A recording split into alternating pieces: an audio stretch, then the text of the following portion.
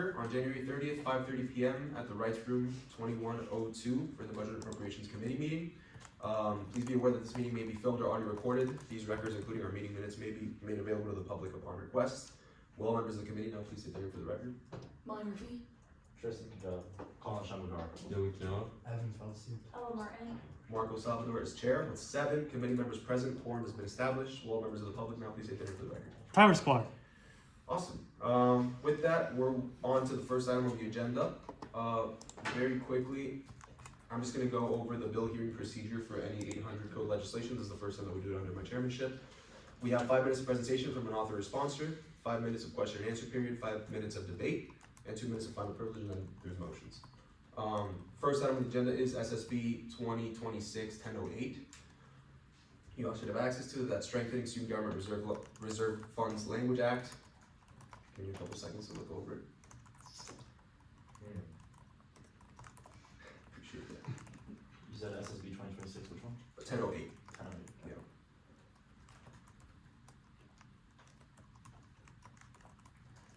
All right. With that, I'm just going to go ahead and start the 5 minutes of presentation. Anytime. Yeah, if you don't mind telling me, thank you. Awesome.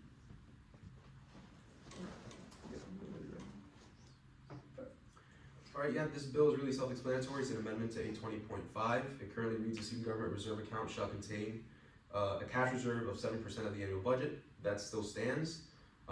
This is only clarifying since the last Big Four hearings, we had a one-time $250,000 appropriation for HVAC systems in the Rights Union and for a Pilates reformer studio at the Student Rec Center.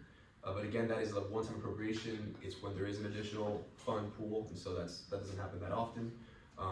So I just want to clarify that that's not including one-time appropriations. So the amendment now reads: the student government reserve account must maintain a minimum unencumbered balance equivalent to 7% of the most recently approved annual activity and service fee budget, excluding one-time appropriations. That's what it reads now. I yield the rest of my time.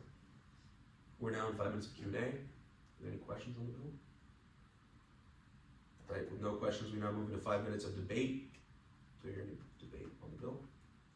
I mean, I think it's a good revision, making sure that everything's very clear. I think that's important, super clarifying, but I don't see any issue with it. Great. Awesome. Any more debate? All right, with that, we close the floor for debate. I waive my final 2 minutes of final privilege, and now we're in line for motions. Do I hear any motions at this time? I move to approve SSB 2026-1008 by unanimous consent. There's been a motion to approve SSB 2026-1008 by unanimous consent. Do I hear any objections? Hearing none, that motion passes. Awesome. All right, next item on the agenda is SSB 2026-1009. That's clarification of prorated funding allocation. As an author is present, being myself, I'll now go into my 5 minutes of presentation. That's also very quick. We're just clarifying the formula. The formula is in a block form. One of the things I want to set out to do is make sure the codes are clear, that they're coherent, compact, not too complicated. Makes the formula, quite frankly, just prettier, a little easier to understand for committee members and also for student board leaders or just members of the public that are interested in how functions or business of the committee go. With that, I yield the rest of my time. We're now in line for 5 minutes of question and answer. Any questions? Now we're in line for 5 minutes of debate. Any debate on the bill? I think that as a committee we preach transparency, and I think that this is going to make our prorating process a lot more transparent to not only the committee itself, the Senate, but also the student board, so they can understand better what we do in committee. It's important. Awesome. No more debate on that? Perfect. For 2 minutes of final privilege, I'll just quickly say that, prorated funding, for those that don't really know what it is because it's like a random term, I'll just read out the beginning of it. That's in the event that funds are exhausted before all EOT funding is heard, and there's multiple requests submitted at the same timestamp. The remaining funds are going to be prorated between those requests, and so basically the money is going to be appropriated based on that formula and not just based on how regular organizations are heard. That's it. I yield the rest of my time. We're in line for motions at this time. Do we hear any motions on this bill? I move to approve SSB 2026-1009 by unanimous consent. So there's been a motion to approve SSB 2026-1009 by unanimous consent. Are there any objections? Hearing none, that motion passes. Great. Let me go back into this thing. Alright, great. Now, we are in line for SSB 2026-1010, strengthening fiscal controls on award expenditures. As there is an author present, I'll go ahead and start my 5 minutes of presentation.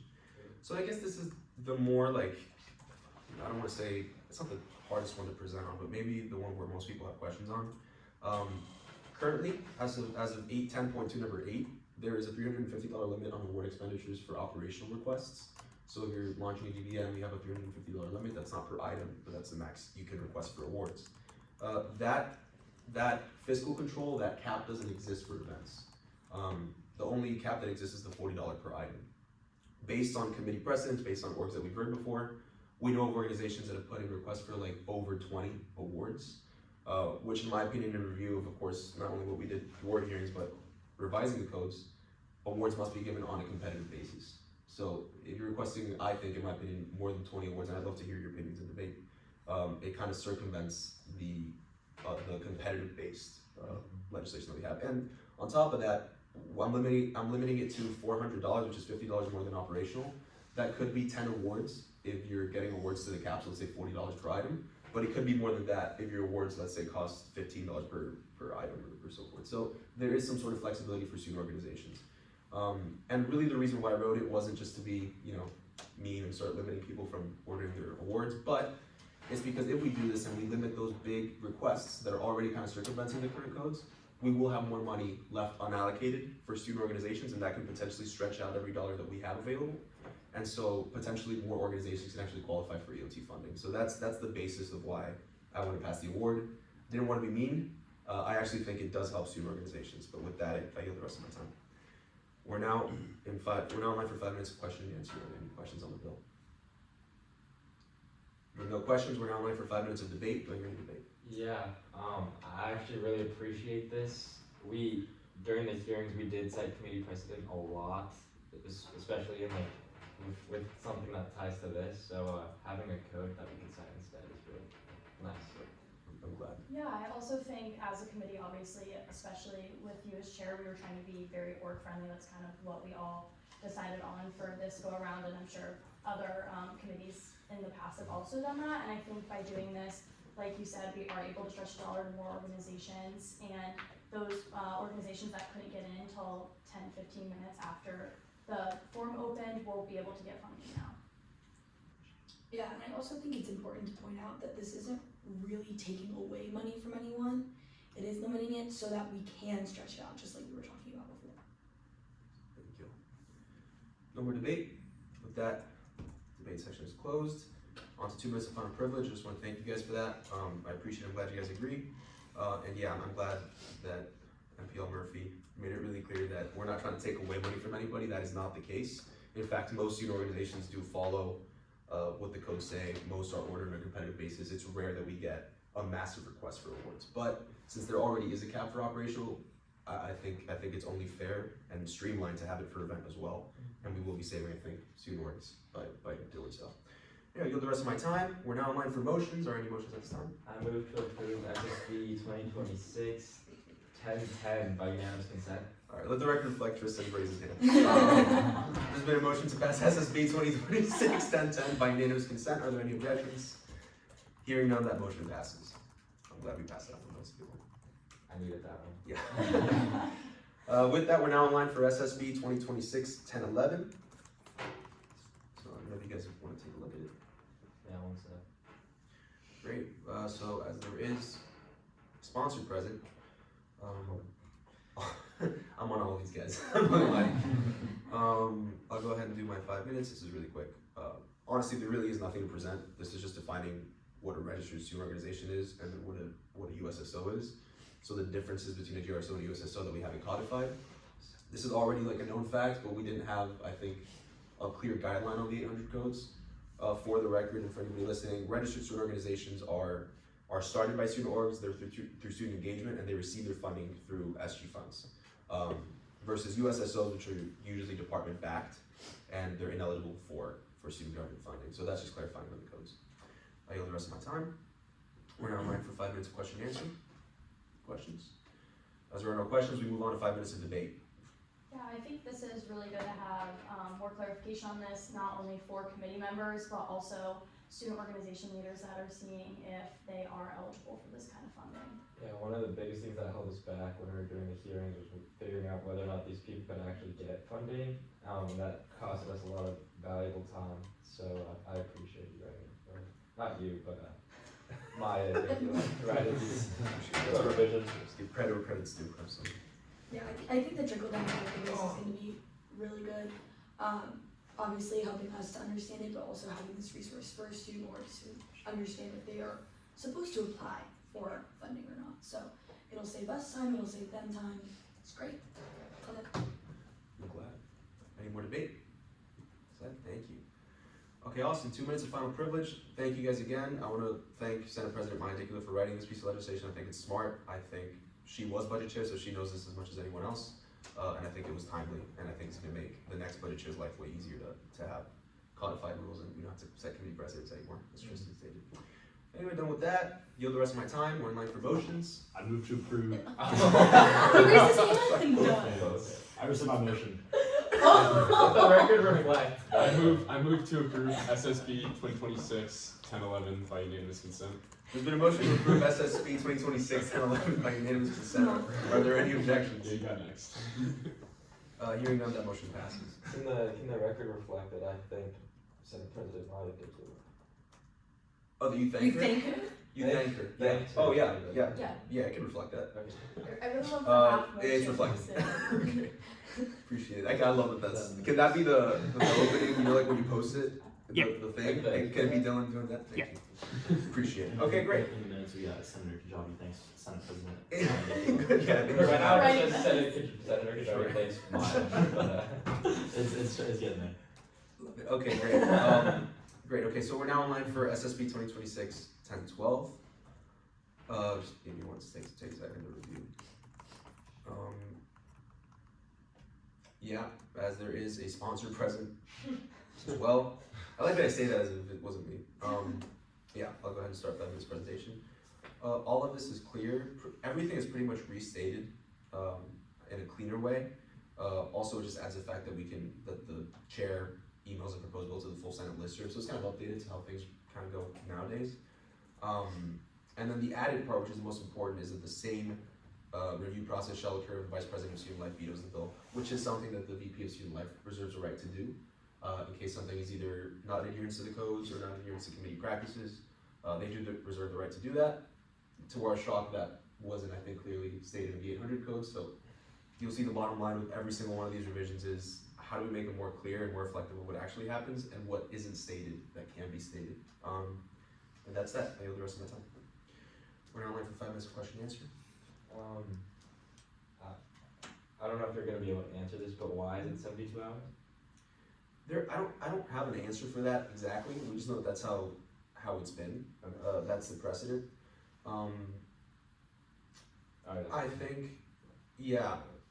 think, I think it's enough time. I think honestly they're just basing it off of what's a valid amount of time for any position to be made or any, like an estimation of how long it could take you. And I think it's streamlined in other kind of similar processes across like R&D and stuff. So it's like a time slot just based on what makes sense. Any other questions? I got a question. Yeah. So in the past, I'm seeing for this new code revision, the 20 voting senators signing on for this petition in the past, there was no senators needed for this? There was also, well, the one that's scratched out still says 20 voting members in the beginning. This one just says it later on. Oh, okay, got it. Yeah, I but missed the stop on. Yeah, no worries. It's the same thing. It's just kind of restructured. Gotcha, yeah. It makes sense. Just But yeah, clarification, yeah. yeah, still the same way. Cool. All right, any more questions? Okay, with that, we close the Q&A period and we move on to 5 minutes of debate. You good? No? I like how you removed the 72 parentheses 72. I feel like it was a little redundant, so clarifying the language is always good. Actually, I think maybe later on, if someone would want to do this, adding that 72 back could be. Wait, can you just let me finish? Just because it makes it easier to control F 72 instead of typing out 72. I think that's why I was there before. Good. So That's a good point. Well, because I do all the writing. good. Well, I mean, you're more welcome to do Well, we can do it during motions, but if Yeah. you wanna make a friendly amendment and say you want. Can I actually? Yeah, you're in the committee, you can do Okay, that. I'd love You're more than welcome to add that. to. But thank you, Dylan. I appreciate you liking the bill. Also, I don't know if that this is actually it is the time for that. I feel like 72 hours is a lot, and it could hold us back in the future. So not right now, but maybe with further research, we can see if 72 hours does stick. But yeah, that's all I have to say. Alright, great. Any more debate on the bill? Okay, I'll take the 2 minutes of fun privilege quickly to say that I think Tristan is so wrong. No, I'm kidding. No, I'm actually more than happy to later on see if any similar processes are also in 72 hours, because if it's already kind of streamlined, Yeah. then I'd probably feel comfortable changing everything Yeah. in that regard. But also, I don't know, I think 72 hours for you to, submit a petition to the Senate secretaries is, I think it's a fair time. I think it's a decent amount of time, but I I'd think be it's happy a to lot check of it. time, so. If We it's a lot also of have to get 20 signatures. True. But I'd be more than happy to take a look at that later on and see if it makes sense. But yeah, I yield the rest of my time. Do I hear any motions at this time? Yeah, I move to add the language numbers 72 after the word 72 in parentheses to SSB 2026-1012. Okay, yeah, there's been a motion to add 72 in parentheses after 72 hours on SSB 2026-1012 by unanimous consent. Are there any objections? No, I object. Okay. Between 72 and hours. Between 72 and hours. Okay, good. There was an objection, and there's a motion to add 72 in parentheses in numerical format between 72 and hours on SSB 2026-1012. Do I hear any objections? Hearing none, the motion passes.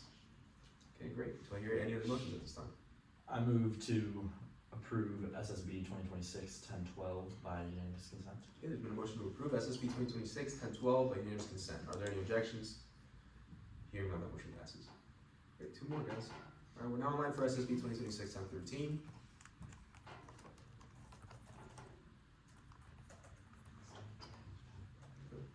All right, as there is a sponsor present, being myself once more, I will now take my 5 minutes. So currently, the bill says, however, the respective committee shall make the student senate aware of any approved requests within 72 hours after the conclusion of the approval of student organization hearings. The rewrite from Senate President Dicula now says that the respective budget appropriations chairperson must email the approved requests to the student senate lister within 72 hours following the conclusion of student org hearings. I think it's really clear. Again, it's exactly what we do anyway, but codified. I go the rest of my time. Okay, great. With that, we're now online for 5 minutes of question and answer. So are there questions? 5 minutes of debate. I like how this one actually does include the 72.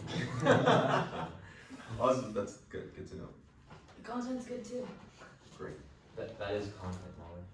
Sorry, that the record that is content. Let the record reflect Tristan's an enemy of the people today. I mean, it's getting up for the people today. He's up for you. You're right. Like me, like the scribes, us. Describes. Love it. All right. Any more debate? As there are no more debate, 2 minutes of final privilege. I waive. We're now online for motions at this time. I move to approve SSB 2026-1013 by unanimous consent. There's been a motion to approve SSB 2026-1013 by unanimous consent. Are there any objections? Hearing none, that motion passes. All right. This one's my favorite one, or my second favorite one. We're now online for SSB 2026-1014, absent code clarification. As the same sponsors here, I will take my 5 minutes, so this will be fun. So the reason why we did this is because A10.4 doesn't exist. I yield the rest of my time. 4 seconds. That's it. That's all it was. That's literally, so this is just citing the correct codes that actually do exist. That's it. All right, with that, there's 5 minutes of question and answer. Yep, good. Oh, no idea. Go ahead. So it was A10.4 ever a thing? I think it was at one point, but And there then was, someone yeah, took it away. there was Okay. revisions and then it kind of disappeared. I'm So, glad Senate President Maya caught that. yeah, she did catch that. Yep. Any more Or questions? actually, it was probably us. Any more questions? All right, no more questions. We're now to 5 minutes of debate.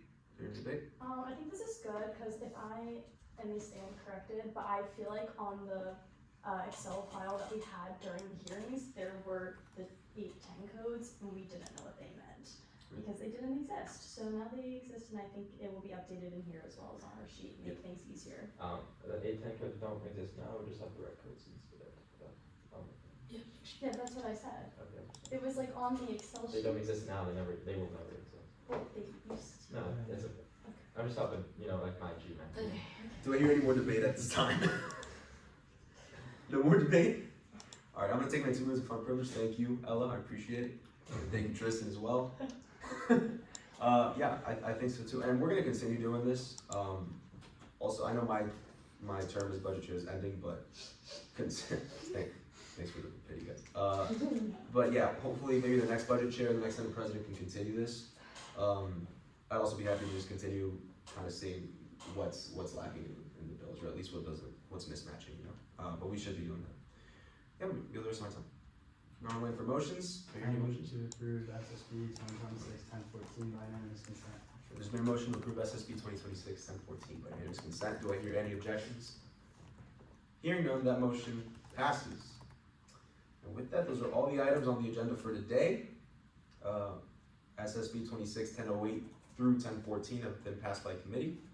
Those will be emailed to RNA to be added to the agenda. And with that, I adjourn this meeting January 30th, 5:51 p.m. Thank you all for coming.